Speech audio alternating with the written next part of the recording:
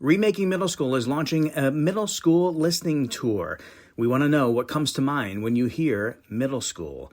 What do you think is and isn't working for middle school students today? What is the future of middle level education? If you are any of the following, a parent, a teacher, administrator, youth development professional, policymaker, or youth advocate of middle grade students, we would love to hear from you. There are two ways in which you can lend your voice to this project. You can complete an online survey. The survey will take about 10 minutes to complete.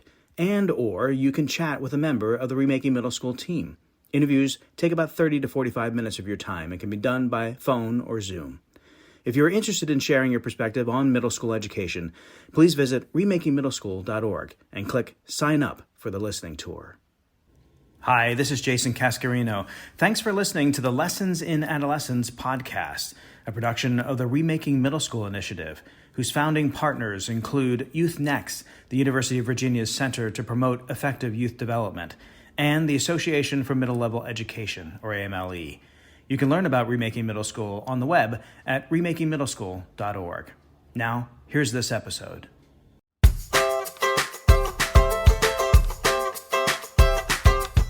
Hello and welcome to the Lessons in Adolescence podcast, where we explore the many facets that impact young adolescents in the middle school years, from the adverse to the awkward to the awesome. I'm your host, Jason Cascarino. Today, I talk with Daquan Oliver, founder and CEO of WeThrive. Still in the first decade of his career, Daquan has earned prestigious professional fellowships in the social sector with Ashoka and Echoing Green, and was featured as one of Forbes magazine's 30 under 30 social entrepreneurs. WeThrive is the social enterprise Daquan founded in 2014. WeThrive offers middle and high school youth programming and seed money to develop real revenue-generating businesses, bolstered by an array of skill-building curriculum and experiences around financial literacy, problem-solving, and leadership, as well as opportunities to develop social capital through a network of mentors and advisors. WeThrive seeks to make entrepreneurship education and the opportunities it can bring equitably accessible, and in doing so, really reframes how we even talk about and view youth, not as under-resourced, but rather underestimated. As a young person, who would you rather be? Would you rather be the person in the program that's at risk, that's disadvantaged, or underestimated? The other second thing that I'll say, it also better connotates who the real problem is, right? At risk and under-resourced and disadvantaged, all those things do is say like, oh, it's their problem. They're not resourced enough. And actually, the real thing is the audience member is the issue. And so back to underestimated, it also calls the question, oh, well, who's estimating them in the first place? Oh, it's me. And so it also draws that question out as well. And then to put a proper high valuation of this young person or whoever it is. We happen to target youth, but of course they're not the only individuals underestimated. In part one of our conversation, Daquan and I talk about his own experience as a young adolescent and how it inspired him to make entrepreneurism and youth service the core mission of his work. How WeThrive was created, the underestimated youth it is designed to serve, and the core elements of the program from curriculum through the launch of student-developed microenterprises. In part two, we talk about the effects on youth, how WeThrive builds not only practical skills, but also senses of agency and self-worth, why and how students gravitate toward building businesses that solve social problems in their school, their community, and the world, and how Daquan thinks about scale and where WeThrive goes next within our evolving education and youth-serving landscape. That's in just a little bit. Now, here's part one of my interview with Daquan Oliver. Hi, Daquan. Thanks so much for joining me. Yeah, Jason, no, I appreciate you having me. I'm excited to dig in. Well, I'm really eager to talk about WeThrive, but let's give our listeners a bit of a background on you first. You are from the New York City area originally, went to Babson in Massachusetts, and you're still reasonably earlier in your career, but from the start, it seems you've been really interested in two things: entrepreneurism and supporting youth. Why are those two things at the center of what you do? Growing up between Mount Vernon and Rochelle alone set this background of seeing that not every single person has the same opportunities. I saw that through, one, my daily commute. So one, I lived in Mount Vernon, I went to school in New Rochelle, and my mom was genius enough to know that that is where that academic system was setting us up to succeed a little bit further. So just a short bus ride, right? A 7 bus, I think it was like 8 minutes, 12 minutes. And there's just a completely different set of opportunities. That's number one, right? So I had a myriad of opportunities to see and really experience on a daily basis this kind of like in your face reminder that there is something wrong with the forces and systems that I had to interact with. So that's one standpoint of this. And those things started to add like a chip to my shoulder. Add to that, Jason, there were individuals on the bus who were there just in case they could catch a kid taking the bus from middle school into New Rochelle. And I knew some kids who had gotten caught. And so I would get on the bus, double check, see who was there. If I saw like a New Rochelle High School security guard or something, I just wouldn't take that bus and be late to school because I knew that would be the last time I would take that bus. And so these things really, I think entrepreneurship is about solving problems, right? At the end of the day. And these things really gave me no shortage of problems to solve and that I disagreed with fundamentally. Add to that, since I was very young, when I was 7, my mom told me something simple, right? Just like, oh, you can't have the toy. It isn't in the budget. Just something as simple as that, right? Like a lot of parents have to tell their kids that. But as kids at 7, it's like, we don't hear budget. we don't hear any of that. It's like, you know what I know? I know I really want that toy. As far as budget goes, I know people use this thing called money to purchase toys. So I grabbed a stack of penny savers near this projects where we lived and sold them to any amount of people that I could find, to any amount that they would pay. People giving me change, $1 here, $5 here, right? And ultimately, long story short, I ended up purchasing my toy. And I remember even at that age, like, oh man, like how powerful I felt. And it was one of the few moments in my childhood where I really felt powerful and autonomous.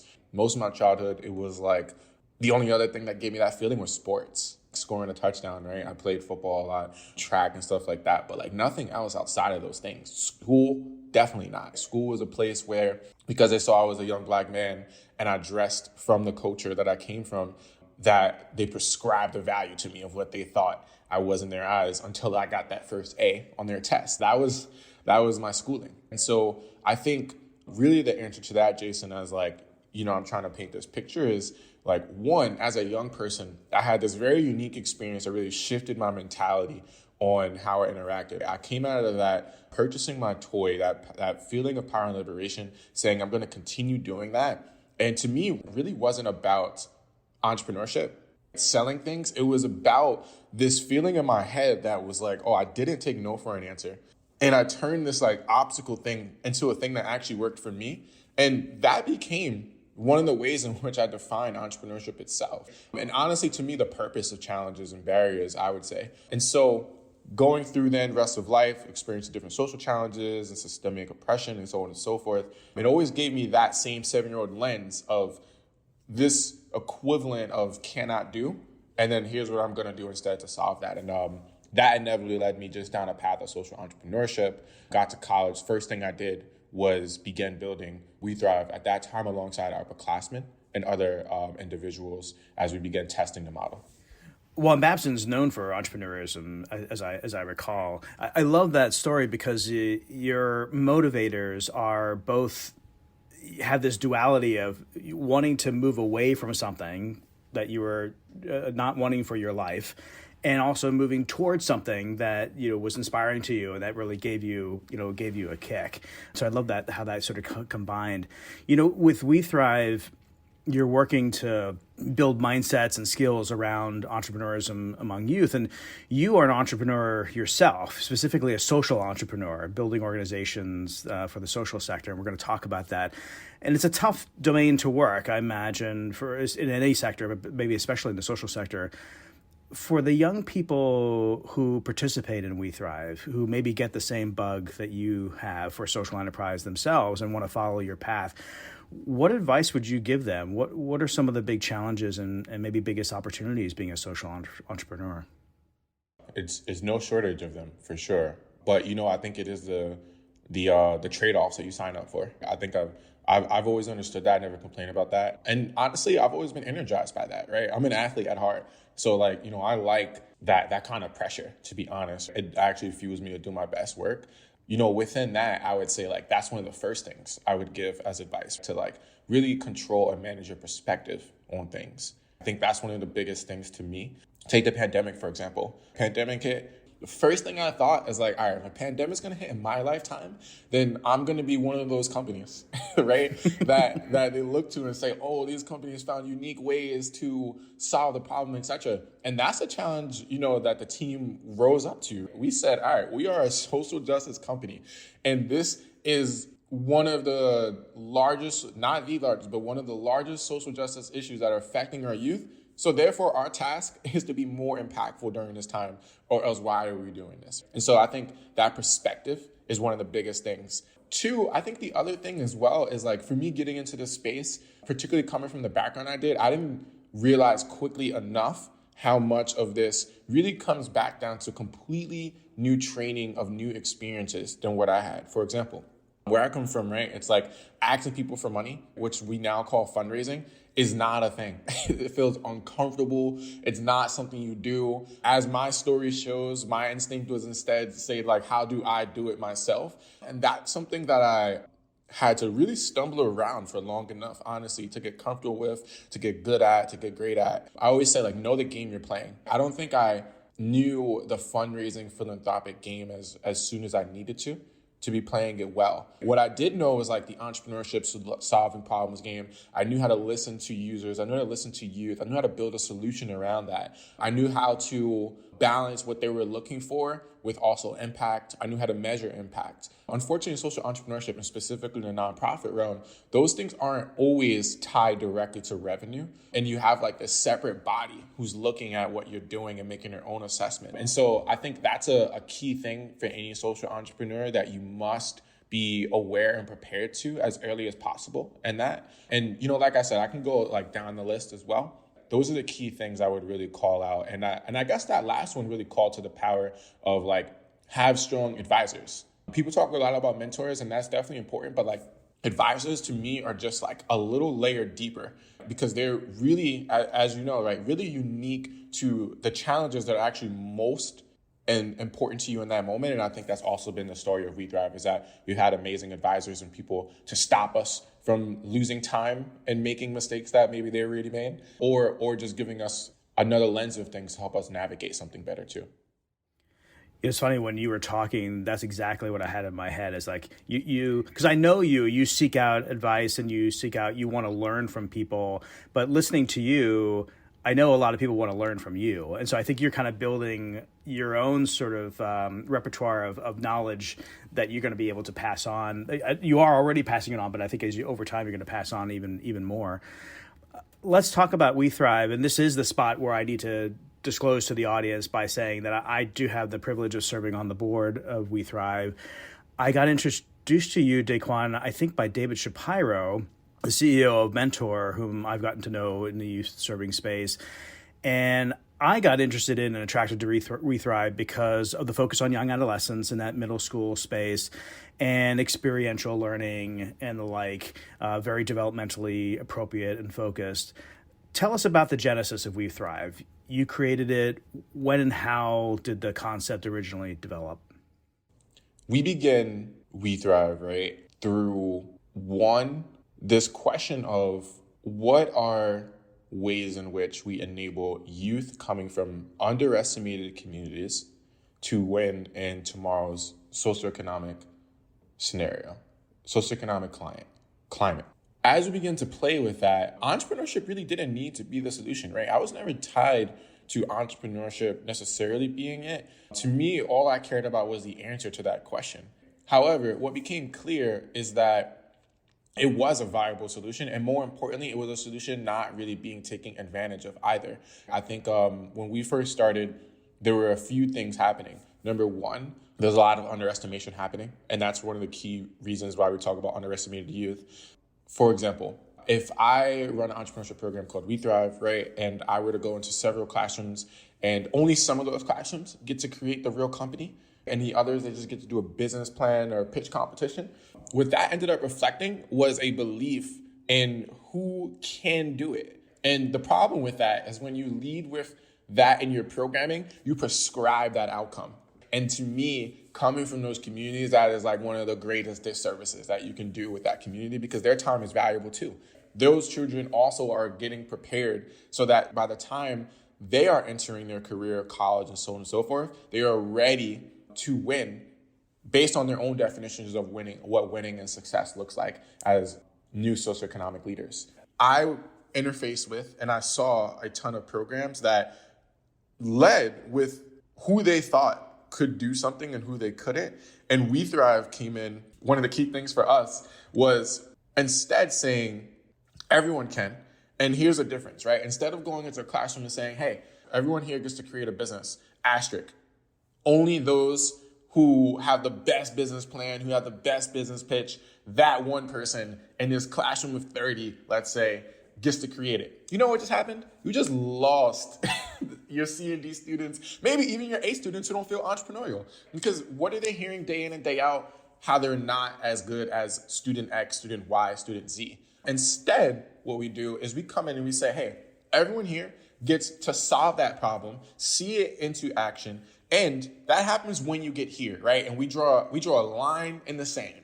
We say you cross this line, that means you're getting seed funding. And this is important, just like these other youth we can now point to, seeing it to believe it, will also create this particular piece. And then getting very intentional in the entire delivery of that. And so I think that's one of the most important parts of the genesis of WeThrive is really the questions we were asking ourselves and how we got to the solution. The question we were asking ourselves was nothing to do with using entrepreneurship per se, but it was everything about how do we restore that same feeling of power and liberty, and how do we also make sure that even deeper than feeling, like that they possess that they then begin to practice that autonomy, practice grit, confidence, right? As we all know, those are skills, and like any skill, if we don't practice it, it will not grow and develop and never be mastered. This ended up being a particular solution that delivered on that. I think one of the key things was listening to what young people are saying. I think a lot of programs, to no fault of their own, I would say, we get called to listen too much to funders. And unfortunately, that's just not a model in entrepreneurship that works. And then also just having the privilege, honestly, of like having funders who give you that bandwidth. I mean, the power dynamics in this space are crazy. And so I think also just like an amazing gratitude to those funders who will listen to that and say, okay, yes, if that's what your youth are saying, what your schools, principals, and teachers are saying, then that's what we'll go with. But that's not always the case. And so those are the key things. You know, I love when you were talking about the young people and how, you know, the opportunities that they are afforded or not afforded, and how they internalize that, how it sort of makes them feel about themselves. And this is why I think WeThrive fits so nicely with, again, this sort of developmental time period of early adolescence, right? This time period where young people are coming into their own. They're starting to visualize themselves and their futures. They're starting to understand who they are within the context of their broader world. And so these experiences almost have they do have, research shows they do have a lasting impact. They have a stickiness, they call it. So you're offering them this alternative sticky experience, which is that they have agency. They have ownership over their own path and what they will become. Let's go a little bit deeper now to explain to folks what are some of the core elements of the program. Maybe tell me about the curriculum first, and then maybe some of the other important pieces which involve actual money that students can use to start businesses. You know, one of the most important things when we think about our programming is definitely we start with that promise of autonomy and power. So like, notice that what they're really wanting, seed fund or not, is autonomy and power, right? Like that's what our youth routinely are saying. It's all of that validation that they receive, like, oh, you know, I was hesitant to know if I could do this or not, or I knew I could do this, but like I had no way of really being able to try. And like, now that I've done this, I know how to do it, so on and so forth, right? And so that's one of the most important things is like the WeThrive value prop is all about power, liberation, autonomy. Now, Then there's other things that are arguably for many of our youth these days, what we're noticing in recent student interviews is that there's now other things that are taking even heightened presence, but we're always a part of WeThrive when we think about our programmatic elements. Number one is the power of community. WeThrive historically has always been a cohort model. So just like regular entrepreneurs, they might go through a cohort. Maybe if they're in an accelerator program or like some kind of fellowship, they have a cohort of peers to rely on, talk to, build their companies alongside. Particularly after the pandemic, interest in community is like soaring, right? Like, I mean, new users of WeThrive, people who are downloading the app or getting exposed to it thanks to a school partner or a community-based organization. One of the key things they're looking forward to is that cohort experience of other youth change makers and connecting to the alumni who have already done it.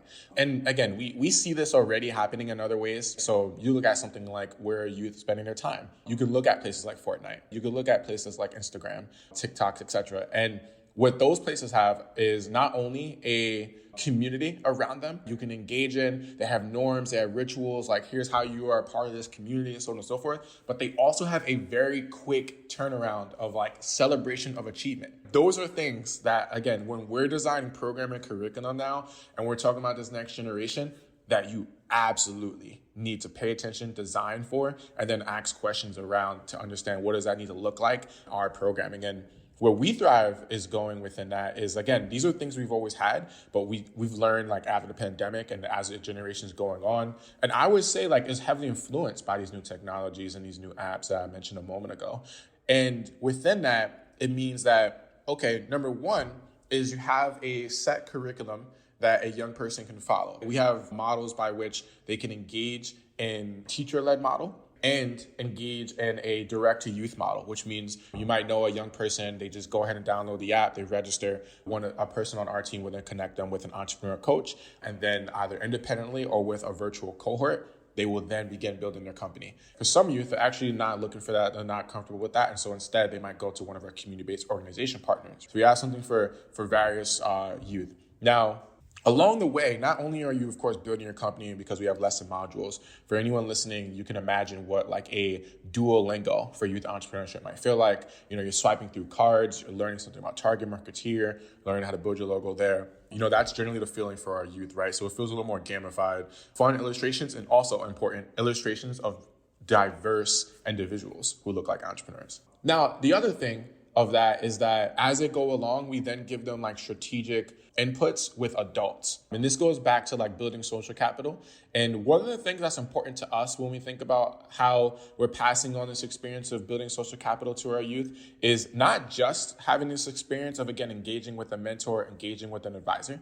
That typically happens in like a 30-minute to an hour increment, right? Pre-pandemic, it was a balance of in-person or virtual. So even pre-pandemic, thankfully, we were set up to do virtual volunteering engagement for our youth. They're walking, let's say, one of our corporate partners, Fossil, and they're speaking with a social media marketer about how to engage in paid ads or social media marketing, because that's what they're currently challenged with in their business. So again, relevant and contextual to something the youth cares about. It's easier to then teach them how to create an agenda around that and how to follow up against that. So back to like training around how to build social capital, those are things that WeThrive youth actually have to do, or else that they actually don't pass that particular social capital module. So it's all part of that. And then we have templates in there, et cetera. And so it's very experiential. And of course, we then train our volunteers who expect that and help with that alongside. These are first-time entrepreneurs and also first-time careerist, right? I mean, we might be, like this sounds all high level, but like we might be talking about a 12-year-old here. And so like there's a lot to be learned. And so that in itself is hilarious because like I think the younger you go, they literally are the same thing as like first-time entrepreneurs. And they do all the same things. They're thinking all the same questions. They feel all the same excitement, but just a 12-year-old version of us, right? And so when we get our first products that we ordered, we're excited, but they're like jumping around like crazy, So now the other programmatic element that I'll mention is like what that celebration at the end oftentimes looks like. And it's usually like a pop-up market. That recently takes on primarily a virtual space, but we are also now doing some in-person as well. But again, it gives that experience and validation, right? Like, here's this product and service I have, and someone hands me money, or in some cases, like there's like Cash App and Venmo around this as well. And so again, building contextual for the next generation. The next generation entrepreneurs, like that's where they're going to be taking their money. That was part one of my interview with Daquan Oliver, CEO of WeThrive. In part two, we will talk about the impact WeThrive has on youth, the types of micro-businesses young people create, often with an emphasis on solving social problems, and how WeThrive intends to scale. That's in just a moment on the Lessons in Adolescence podcast, where we feature conversations with researchers, practitioners, program developers, and advocates for young adolescents in the middle school years. Recently, we featured student voices from the Mikvah Challenge program. We ordinarily share with you an interview on this podcast, but that particular episode, we instead featured a series of comments and reflections and perspectives from young adolescents on the power of youth voice in helping them figure out what they care about, who they are, and the worth they see in themselves. Well, what I thought was, oh my God, you had to do this to be this cool. But then as I got older, closer to 7th and 8th grade, I realized there's only one me, and perfect isn't real, but you can be perfect for yourself. People might stay by you for the rest of your life, but it's not going to be as well as you know yourself. You don't have to impress anybody else. You really know what you like. You don't have to change anything about yourself. You can catch the voices of all of the students we featured, along with researchers and program professionals from Mikvah Challenge and the University of Virginia's Youth-Nex Center in a previous episode. And now, returning for part two of my conversation with Daquan Oliver. Yeah, it sounds like the curriculum is sort of almost like the scaffolding, the ability to kind of frame everything out, but then there are all these experiences, and it sounds like the experiences, it's not necessarily a completely sequential thing. You do A and then you do B, then you do C. There's a lot of adaptability, and it's based on what their experience is, where they're coming from. You said their unique challenges that they're facing in the moment in creating their businesses. They're not then off doing something around marketing if their challenge is sales. So that I love that sort of relevance piece, because again, developmentally, we know that's really important. What does this all mean for students? I'm interested in knowing what effects that you're seeing. I mean, I love, just as a setup, the frame that you use, which was one of the things that drew me to WeThrive also initially, was this concept of underestimated youth. And you use that term, which I love. I feel like in our space, the language we use to characterize youth we serve has evolved and continues to evolve. People used to say at risk and low income, and which often had connotations that just weren't helpful at minimum. And disadvantaged and under-resourced are probably more common. But you've used the term underestimated, which to me really better connotes inherent worth and value and potential. Tell me if you're seeing that, what outcomes you are seeing for underestimated youth participating in WeThrive. Absolutely, right? So, I would tell you, that was an 8-month flurry of brainstorms across the team trying to figure out, we really dislike this vocabulary because it's not getting across the things it was meant to.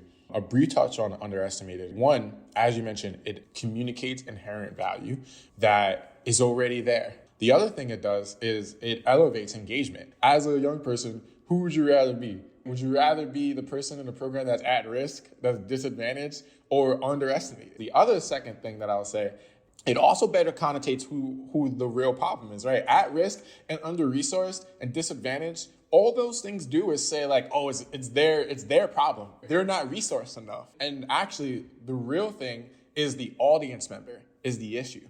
And so back to underestimated, it also calls the question, who's estimating them in the first place? Oh, it's me.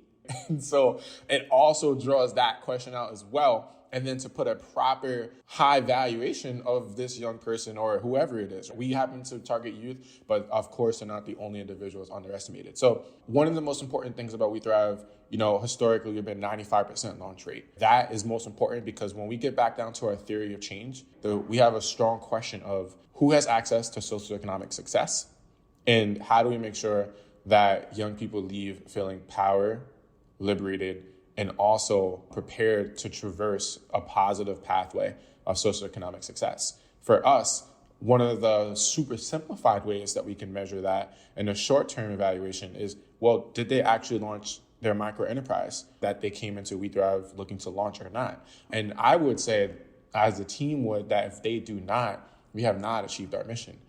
Even if they fail after they launch, that's all positively part of the experience. That's of course part of a career journey for anyone. And so that those are the kinds of things that we're able to practice, but only if they're able to successfully launch that. Throughout the pandemic, we saw lawn care services for elderly in the community. We saw mass delivery services when there was like a shortage or people in the community were too hesitant to walk outside. We also saw social media websites in schools for kindness, where they just use a Wix website, invited individuals, and you're able to just leave nice comments and compliments and just only do positive things. And so as long as they got that experience and some traction against their idea, well, then now we've set them up to take some next steps. And, without going too deep, that's where our alumni portfolio steps in, is to really begin to elevate that. Or honestly, more often than not, our youth turn back around and they say, that was amazing.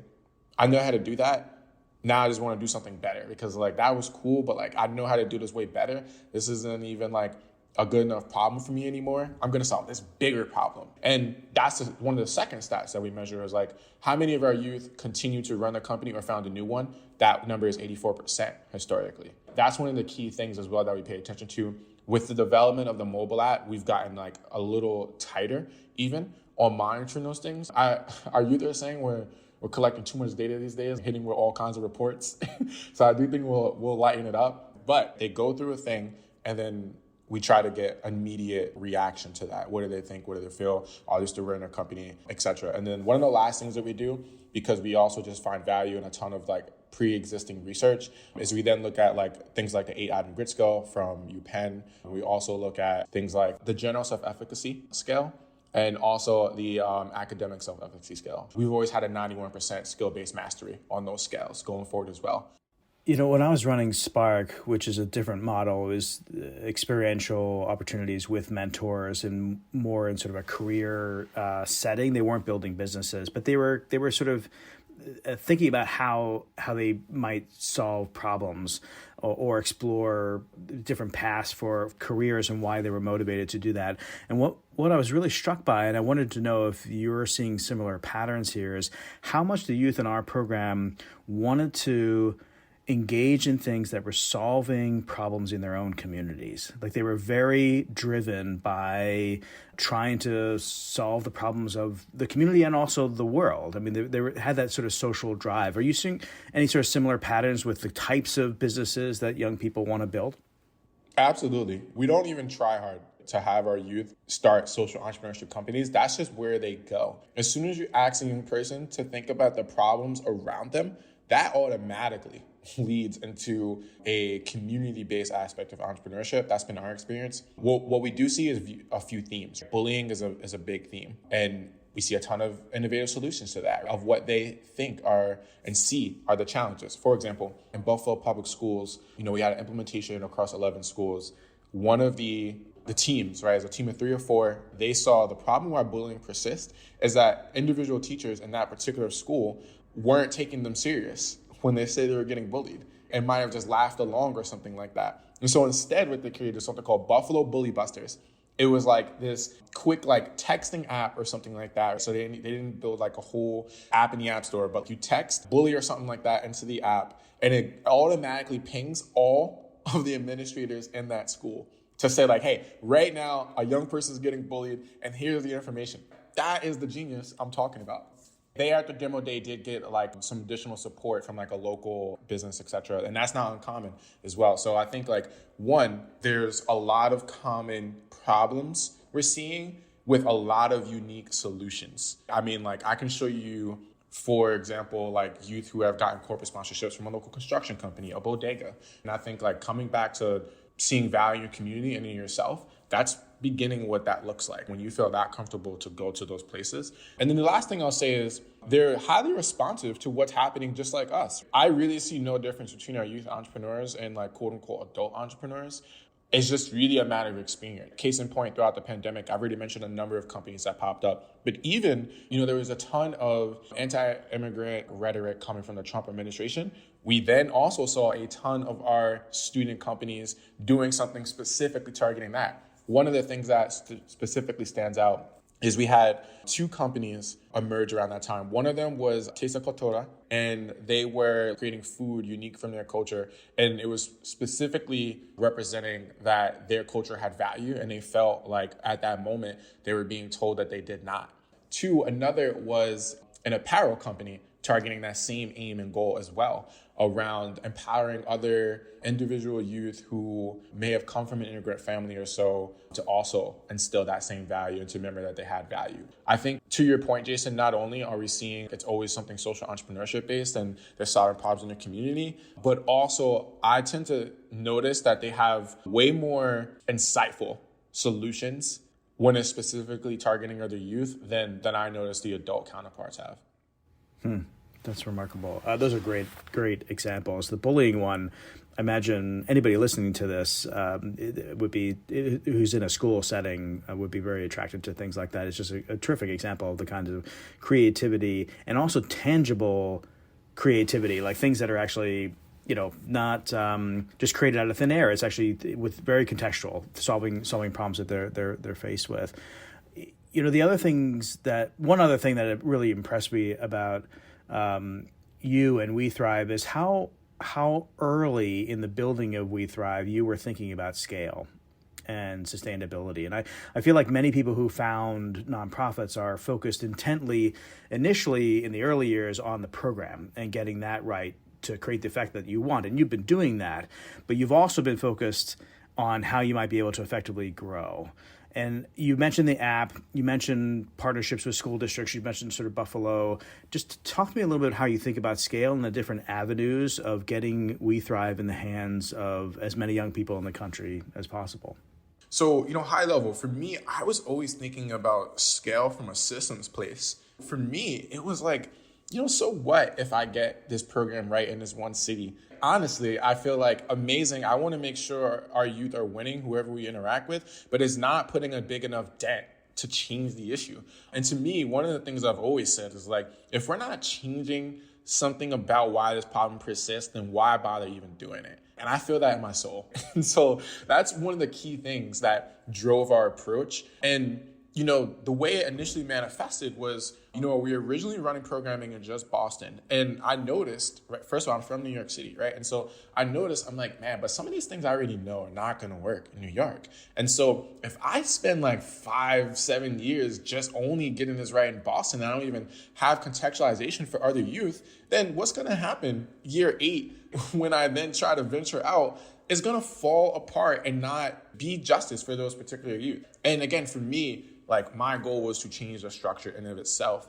What I instead did right out of college, founding WeThrive, was we were running WeThrive in some early pilot program. We were running it in New York City, Boston, LA, and Oakland at the time. And then we also had some pilots start up later that year in both Detroit and Chicago. And those were important to me because they felt like, to be honest with you, all those things are still big cities, but I did want to get at least a little concentric around those pieces, but at least to understand, okay, working across these different demographics already, what are the things that we know hold true each time? Like these are 100%, these are core to our program delivery, so on and so forth. And what are the things that actually abstract depending on the implementation? If it's a school, if it's after school, if it's taught during the school, if it's in a YMCA, community-based organization, if we have this level of engagement from the teacher, if we have this level of engagement, so on and so forth. And what it also gave me is this understanding of when we think about truly changing the system, and for us, we do target closing wealth gaps throughout the country. And we do specifically put a target around racial wealth gaps, but I do think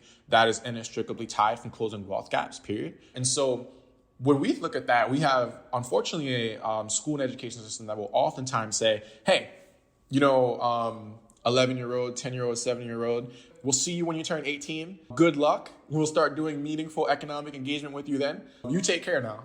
And so instead, and that's of course part of the problem, right? Because their peers might be getting that experience in other ways, is leaving a lot of stuff up to happenstance and random chance. Instead, what we would advocate for is a more intentional socioeconomic system that empowers 11 to 17-year-olds as direct participants and drivers of economic prosperity in order to close those gaps and make sure that by the time they turn 18, that they're actually prepared and ready to not just succeed socioeconomically, but also be community change makers, which I would say are tied together personally. Then What does that look like? For example, it looks like an entrepreneurship seed fund budget, much like what we had to validate ourselves across a number of cities. And a lot of our earlier prospect partners at the time were skeptical, can it really scale nationally? So we had to prove that. We also had to prove what policies need to help support that in a school setting. Thankfully, we had some amazing, ambitious partners at the beginning too. And the last thing I'll say is ideally to have cash budgeting policy to support it. That's a key thing if we want this to scale in districts, right? Most districts have a policy specifically against students selling things on premises. And so that's how we thought about scale from the very beginning. It has to change the very underlying fabric of why communities and youth are unfortunately being left behind, and that gap is getting wider, particularly post-pandemic. And those are some of the ways in which we knew we had to get the answer. And then to do that, we knew we had to really just run a ton of tests and pilots alongside, most importantly. None of this was possible without thought leaders in the schools and community-based organizations who were also on the other side. We literally couldn't have done any of this without that partnership. Daquan, what's next for WeThrive? Our field right now is so hyper-focused on what to do to navigate the ongoing effects of the pandemic. There's lots of concern around mental health, particularly for younger and older adolescent youth. Lots of focus on academic catch-up as well. Where does WeThrive fit in the education and youth landscape that is emerging from our pandemic experience? That's the question we're all trying to figure out, to be honest, right? Just thinking about my conversations. I think next for WeThrive is one, we are continuing to partner with schools where they're able to, one, deliver WeThrive as an in-classroom experience, as a module that goes alongside other subjects. And then we're also uniquely going directly to the student as well. That still can happen alongside schools as well. So we have a number of school partners who were perfect partners during the pandemic, but now have other priorities coming out of the pandemic that definitely take precedence.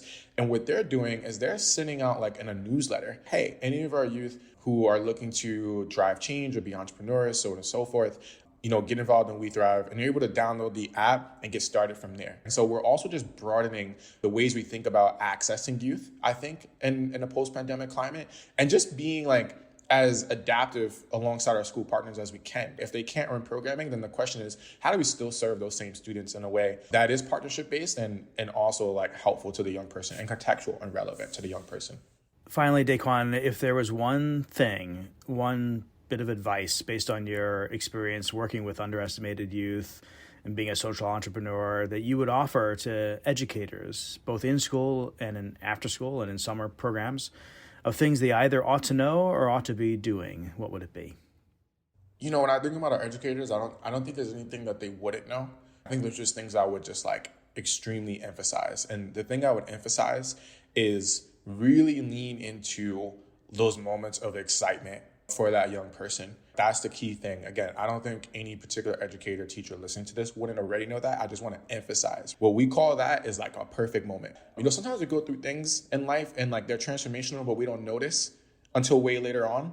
What we call a perfect moment in WeThrive is it's transformational, and it has such gravitas that the person in it understands it's transformational too. For us, one such moment is when they receive their products and services. And that's a moment where they know, oh, this is major. And those are moments where we really try to elevate and lean into at WeThrive from a curricular standpoint. And I think our teachers have done so in a unique way that we since implemented. So that's what I would really lean into is those moments where you just naturally notice throughout a classroom session, a particular activity, as experiential as possible, as I would always say. Those are the moments I would emphasize and lean up, particularly at the young adolescent group, because all those habits are forming. So when you lean into something, that's how habits begin. Well, Daquan, I just think you are a remarkable person. I'm so glad that you are dedicating your many talents to the education and youth serving field. I think we're lucky to have you. So I appreciate all you're doing for what I hope will be a whole generation of young adolescents wanting to become entrepreneurs. 100%. No, I appreciate it, fam. I love this conversation with you always. I'm sure we could have ran 2 hours. That was Daquan Oliver, CEO of WeThrive. You can follow WeThrive online at teamwethrive.org, on Twitter and Instagram at WeThrive_, and on Facebook at Team WeThrive. You can also follow Daquan on Twitter at Daquan Oliver. Thanks for joining the Lessons in Adolescence podcast, a production of Remaking Middle School, an initiative that seeks to transform the learning and development experience for young adolescents in the middle school years. Remaking Middle School brings together good educational practice in school and out of school with the latest developmental science. You can learn about Remaking Middle School or find more resources about the topics of this podcast on the web at remakingmiddleschool.org. Or learn more about the founding partner organizations, the University of Virginia's Youth-Nex Center on the web at education.virginia.edu/youth-nex, or on Twitter at youth_nex, and the Association for Middle Level Education on the web at amle.org or on Twitter at AMLE. The Lessons in Adolescence podcast is produced by Abby Gillespie and me, Jason Cascarino, editing by Paige Waterhouse. You can listen to or download each episode at the Remaking Middle School website, on Apple Podcasts, Google, Spotify, or wherever you find your podcasts. Thanks for listening.